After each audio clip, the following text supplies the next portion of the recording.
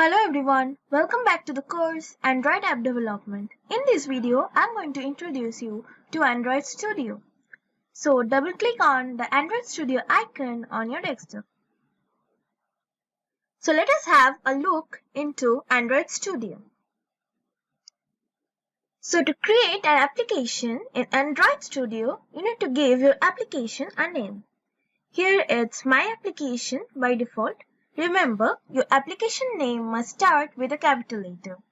Later comes company domain, which is used to generate the package name. The package name is an unique identifier of your application. Here my project location is E drive, and you can choose your own project location according to your convenience. So let's click on the next. Now, here we have the minimum SDK. First of all, we are going to make the application for phone and tablet, so the phone and tablet option is checked. For wearables and TV and Android Auto, you have to choose the other options. Now my minimum SDK here is Android 5 Lollipop. As you can see, there are different versions of Android available here to be chosen. You can choose according to your wish. Remember, if you choose Android Lollipop, then this application will not be able to run in the lower version such as KitKat. But if you give Lollipop as your Android version, then it will easily run in the higher version such as Marshmallow and Nougat. So if you give your version as Nougat, then it will only be applicable and it will only run in the Android devices which have Nougat as their Android version. As you can see, this shows that in how many systems it will run.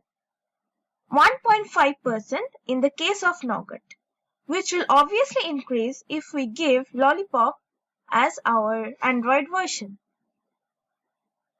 So click on the next button. So here we have the activities. An activity represents a single screen with a user interface.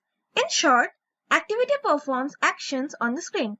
For example, an email application might have one activity that shows a list of new emails, another activity to compose an email, and another activity for reading emails.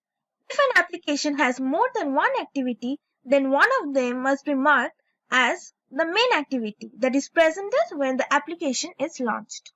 So here are the templates of the activities available. Activities such as basic activity, bottom navigation activity, empty activity, full screen activity, etc. Each activities have their own specific features. For now, we are going to use empty activity. Since we will be customizing our app from scratch, so let it be selected and click on the next button.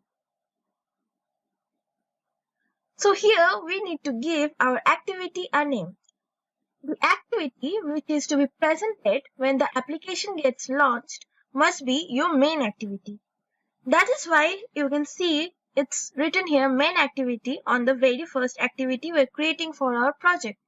So let me keep it like that and click on the finish button. So the Gradle is getting built. Wait for some time. So in the app section, we have manifest, Java, and resources. The manifest, it describes the components of the application such as activities, services, broadcast receivers, etc. It declares permissions that the app must have to access protected parts of the API and interact with other apps, and for other apps to interact with it.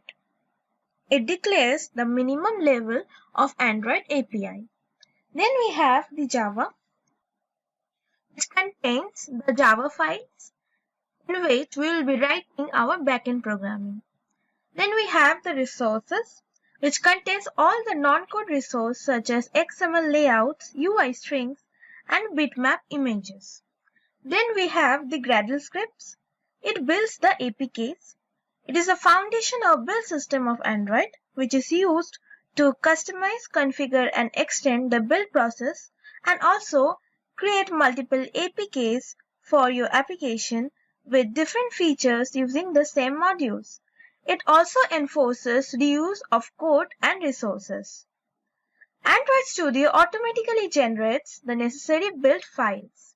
So this is all for the Android Studio introduction. In the next videos, we will learn to design our Android applications using Android Studio.